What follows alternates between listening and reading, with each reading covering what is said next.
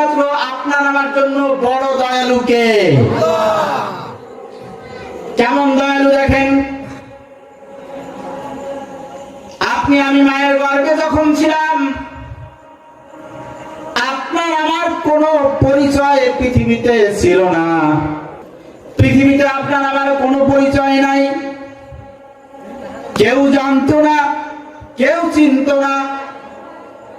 সেই জায়গা থেকে আমার খাবারের প্রয়োজন যখন দেখা দিল, কে আমাকে খাইয়েছে বলেন?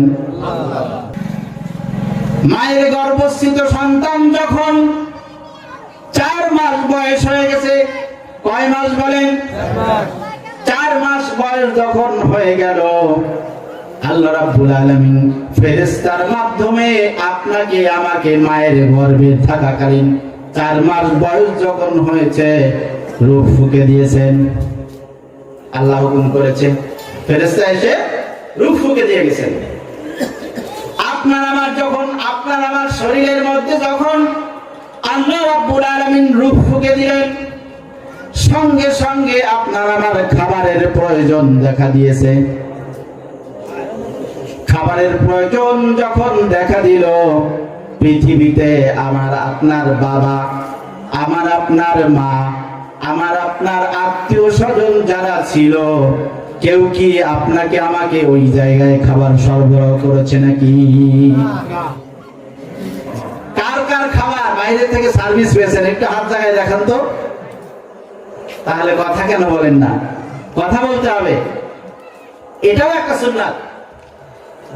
কোন কথার প্রশ্ন করলে ফিডব্যাক দেওয়া, এটাও একটা রাসূলের সুন্নাত। এই জায়গায় আপনার আমার সওয়াব আছে। 4 মাস বয়স যখন হয়ে গেল, খাবারের প্রয়োজন। আল্লাহ রাব্বুল আলামিন কতটা দয়ালু তাই বোঝানোর জন্য আপনাদের সামনে পেশ করছি। ওই সময় আপনার আমার খাবারের প্রয়োজন দেখা দিল, পৃথিবীর কোন ডাক্তার, কোন কবিরাজ, কোন চিকিৎসা বিজ্ঞানী, কোন প্রভাবশালী ব্যক্তি আপনার আমার খাবারের ব্যবস্থা করতে পারে নাই। আপনার আমার ক্ষুধার প্রয়োজন হয়েছে, বুঝতে পেরেছেন আপনার আমার রব, আর ব্যবস্থাও করে দিয়েছেন আপনার আমার রব। বলি সুবহানাল্লাহ।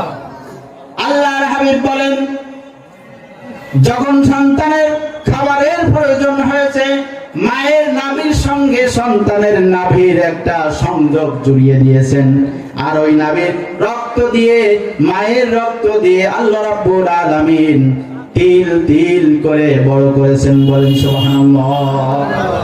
তাহলে দয়ালু কে বেশি?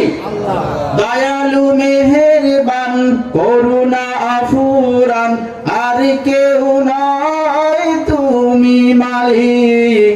শেষ বিচারের দিন, শেষ বিচারের দিন, প্রশংসা সবই কেবল তোমারই।